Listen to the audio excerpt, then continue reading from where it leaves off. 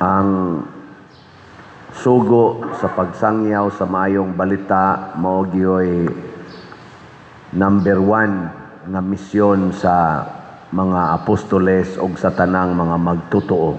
Unya sa pagtuman ani nihatag na si Kristo pasiunang warning nga hinginlan gyud mo sa mga tao. Hinginlan mo sa ilang mga sinagoga, sa mga templo, o napagyoy mas grabe nga niingon siya, ang mupatay ninyo magtuo nga nagbuhat siya sa kabubuton sa Ginoo. Kuyaw sa na no, linyay mong tupad, inaandam na kang patyon. Andam.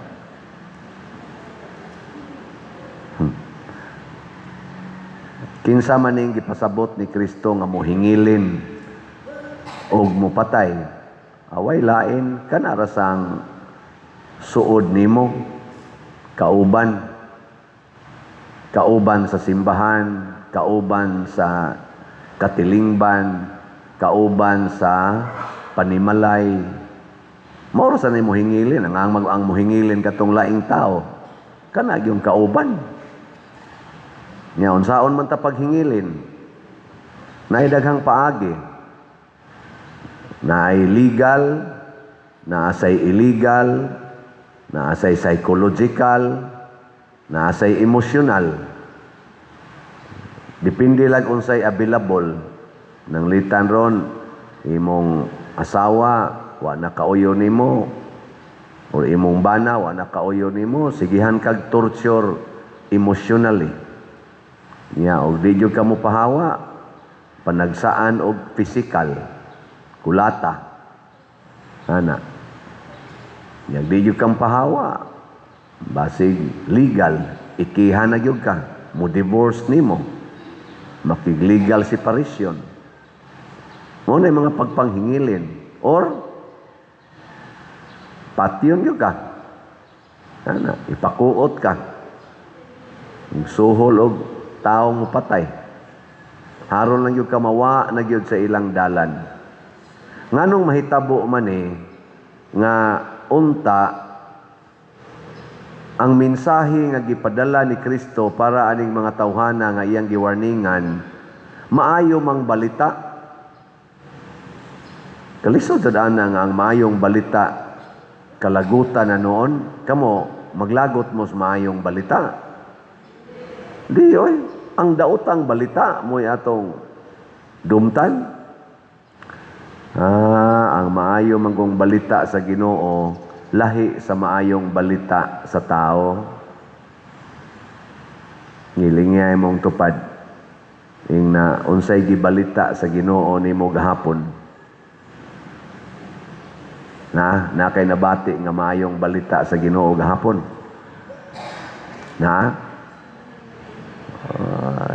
Basin kasagaran ra gid nimong gipaminaw kana ra yung balita gikas tao. Lahi ba ang maayong balita sa Ginoo? Mo bitang niingon siya dire unsa may yang gisulti. Muanhi ang manlalaban ang espiritu sa kamatuoran. So kining maayong balita sa Ginoo nakasentro ni kamatuoran, dili sa bakak. Unya kay ang kalibutan giharian man sa bakak, kung musulti na kas kamatuoran, maglagot ang mga bakakon. Unya ron kung ang bakakon naa kauban ni musbalay, kabuang ginag papahawa nimo kay kamatuoran man ka, nya siya bakakon man. Nya kasagaran ra ba aning nagtudlo sa maayong balita sa Ginoo nga nagpuyo sa kamatuoran, ang ikaduha ani nilang isangyaw mao ang gugma. Mahigugmaon ni sila, dili ni sila palaaway. Nya kini mga bakakon kasagaran ani mga garbuhon, mo nadali kay na sila mangaway. Ngilingay mong tupad ing na dili ka garbuhon. Tungutan ba? Usahay. Usahay kada adlaw. Muna inyong usahay kada adlaw. Kanang garbo ba, kusog kay na siyang masuko. Niya ang iyan ang kasukan, kadtong mga taong mahigugmaon. Nga naman, kay kanimang mga taong mahigugmaon o dili bakakon, musikat ni sila. Musikat ba? Kanang mahimong i-honor. Tagaan na sila honors katilingban. Nya kani mga garbuhon kay mga sinahon man na maglagot man na sila na ay musikat. Ay kinsa mo dahil ni sikat di ay sa ato mga politicians. Marcos Group, Duterte's Group, o Pinklawans Group? Secret. Kinsa may taas og rating karon ba sa kana mga sorbi-sorbi sa rating? Marcos Group, Duterte's Group, o Pinklawans Group? Naana na diya social media. O na, maglagot. Kinsa maroy kagubtan sa mga tao kung musuroy-suroy sa publiko. Marcos Group, Duterte's Group, Pinklawans Group. Na siya. Kana sa politika na. Bisag ari ka diri simbahan. Ari ka simbahan, maningkamot kag magtinuod ang imong puy-an. Unya human, sulti kas tinuod niya, mahigugma ka. Na, musikat kay. Kasikat nimo maglagot sa nang niya simbahan ng mga buangon. Tutok mo muna ako. Sana yung buangon dahil ko. Posible sad. Posible. Kamu na lay hukom diya. Kay, sige magitag kuyog din. Naway. Ako kapilan ako higinlan.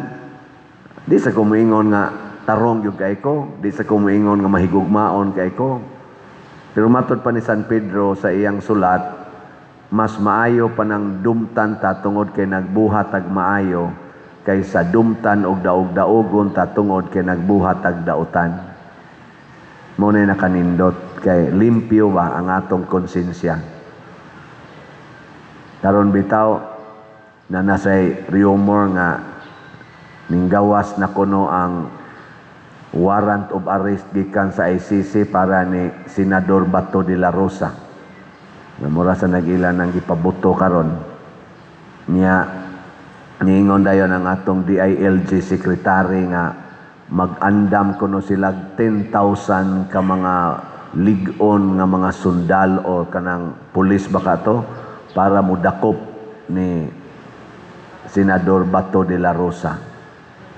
Maghunahuna ko ba, di man ko legally expert, pero sa ako lang pagpaminaw ba sa kanang mga explanation diha sa mga lawyers, hasta katong gihatag nga judgment or hukom gikan sa Supreme Court adtong last year, niingon gyud diha nga dili pwedeng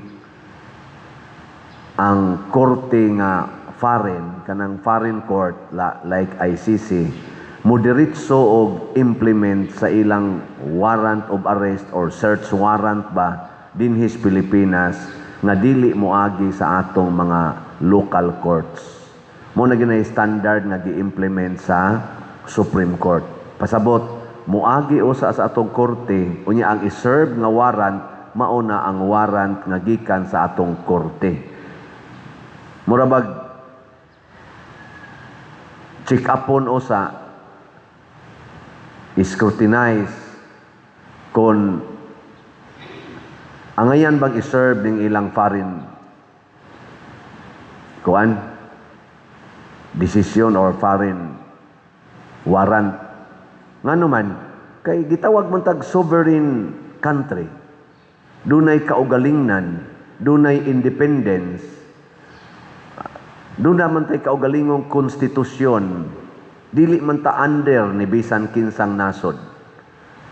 Nganong ang atong DILG, musaad man dayon nga mag-andam sila 10,000 ka mga pulis or mga mudakop para sa atong kaugalingong kauban sa nasod nga giisyuhan kung tinuod man og warrant of arrest gikan sa foreign court unya dili pa moagi sa atong local court sama atong nahitabo ni former President Rodrigo Duterte. cellphone ra, nara sa cellphone ang warrant of arrest. Gi-arrest na ang atong former president.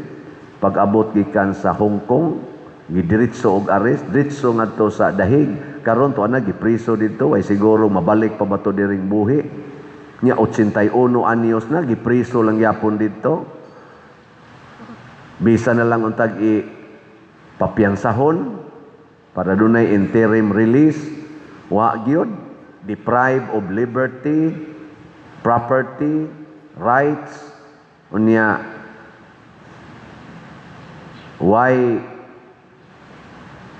bay order gikan sa atong local court ba? Mura bitag gi-overridean ang atong Supreme Court, ang atong mga regional courts. Nganong inana man ang atong treatment sa atong kapwa Filipino tungod kay garbo.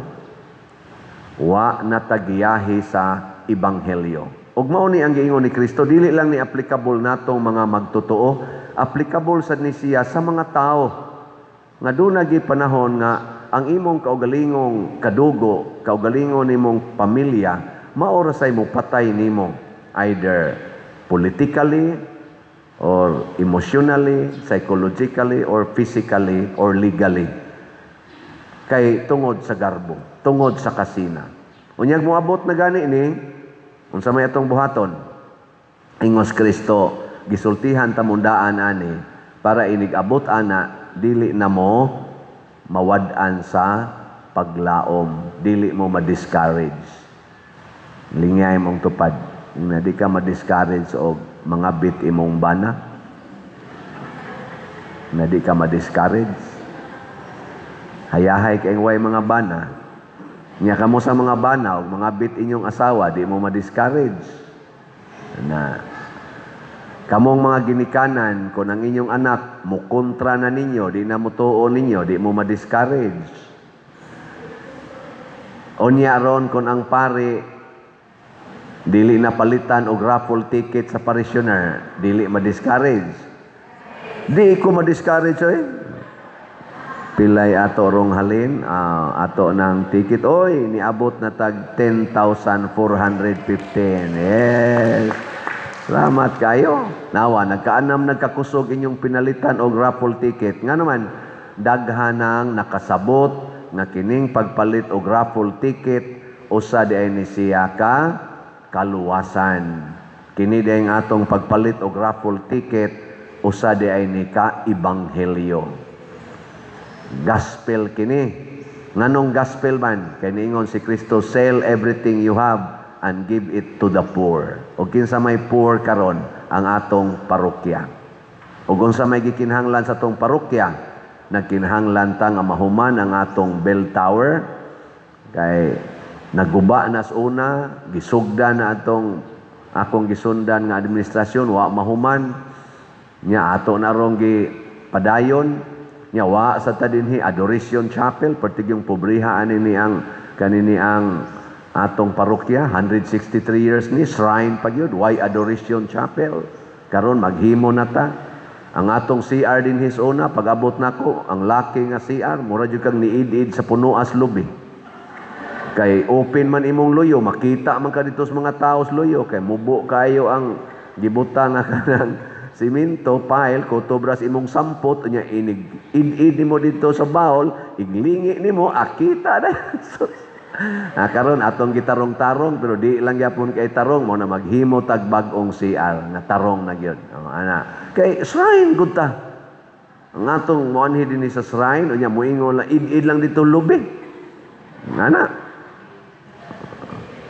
Unya kanang ato dihang gawas, kanang buta pumero, nagbitay-bitay na mga sin, taliabot na ra ba ang ting-uwan og tinghangin-hangin, peligro na kayo nga mahulgan ta ana. Ato sad nang trabahoon, kwarta na sad na, ato na siyang usbon, unya atong himuon nga kana mga statues of apostles, 12 apostles. Nindot na tan-awon diha, di na tama tagakan. Ano? Nya kini nga atong lingkuranan. So shrine, naana tanawa ra gud nang naong anang inyong gilingkuran. Liwat-liwat ra sad ninyo. Mga tiwasonon. Di bita joke lang na. Kaya mo sa badali asa ninyo hiubos eh. Kanang ayuhonon ato mga lingkuranan. So ato na lang ng ilisan og bag-o. Kana bang pang shrine gyud ba nga lingkuranan? Muna na atong tumong nya wa sa ta dinhi social hall, puhon-puhon sa sige ginatong tinabangay, maghimo ta dito sa luyo og dako kayo nga Apostolic Activity Center aron nga dili ta magkabuang og pangitag lugar, asa ta mag-meeting, asa ta maghimog activity, nya uwanan patag maayo. Ana, kadako aning atong yuta, grasya kay na nga dako kay tag yuta. So ato nang himuon. Nya unsa man na siya? Usa na ka good news. Kung mahimo ning tanan akong gisgutan, at least kining akong gipanghisgutan karon, kung mahimo ni, unsa may mahitabo kasing-kasing sa Ginoo, maguol o malipay? Mao na ang tubag sa atong salmo. Sa atong salmo, ang Ginoo nalipay sa iyang lungsod. Ngilingay mong tupad, last na lang, ing na atong lipayon ang Ginoo. Nya moingaw na mong tupad unsaon man, na hotdo na tog palit ang raffle ticket. Ana ha? Sus kanindot ana.